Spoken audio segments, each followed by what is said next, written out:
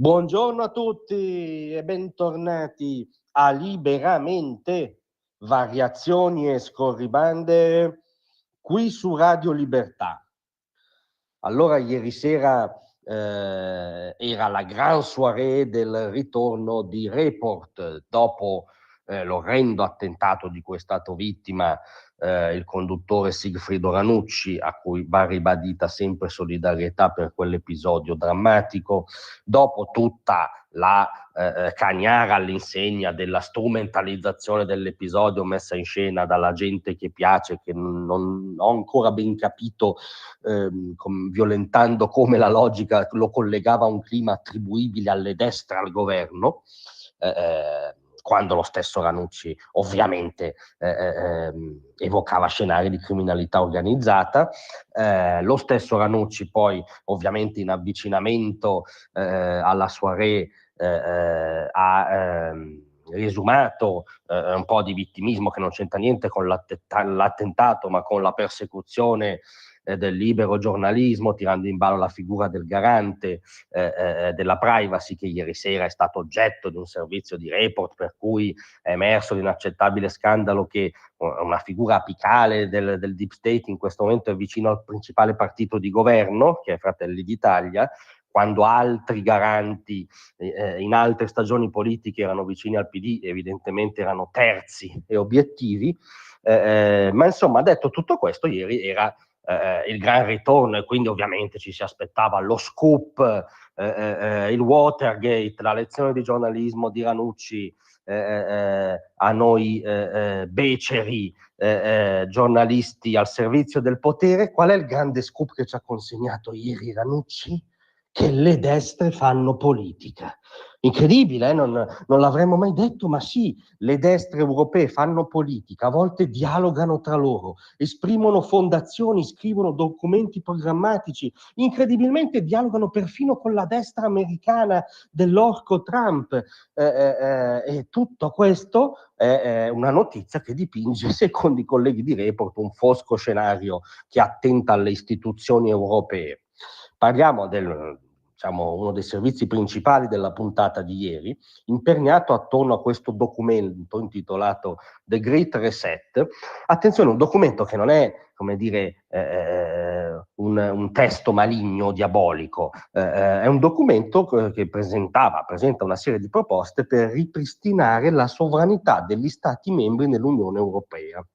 C'è un progetto thatcheriano, per intenderci, no? C'era la signora Thatcher che in modo profetico alla fine degli anni '80 diceva: non capisco perché gli Stati europei debbano cedere sovranità a un leviatano con sede a Bruxelles quando potrebbero semplicemente collaborare e cooperare tra loro. Quindi non è che è un documento che ripropone le tesi di Himmler, dell'SS, cioè è un documento che ha un ordine del giorno thatcheriano. In ogni caso è stato il documento attorno a cui appendere il romanzone, appunto, di questa trama delle destre a Bruxelles per minare l'Unione Europea. L'Unione Europea presentata peraltro sempre come Moloch incontestabile, cioè per i colleghi già il fatto che ci sia un documento che critica l'Unione Europea squalifica quel documento, appartiene all'ambito del fideismo l'Unione Europea, no? Non della razionalità politica.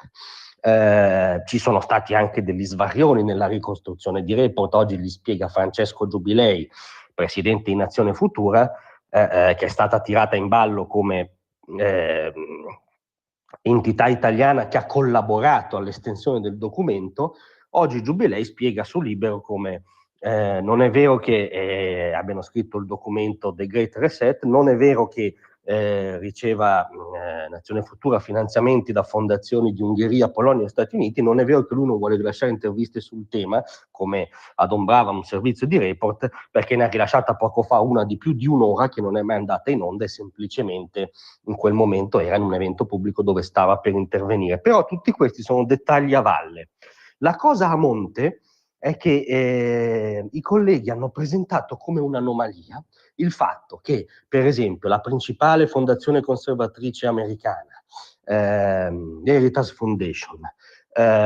abbia degli addentellati e faccia un lavoro di rete, di confronto, sì, anche di lobbying a Bruxelles. Già questo non va bene, perché finché il lavoro di lobbying lo fanno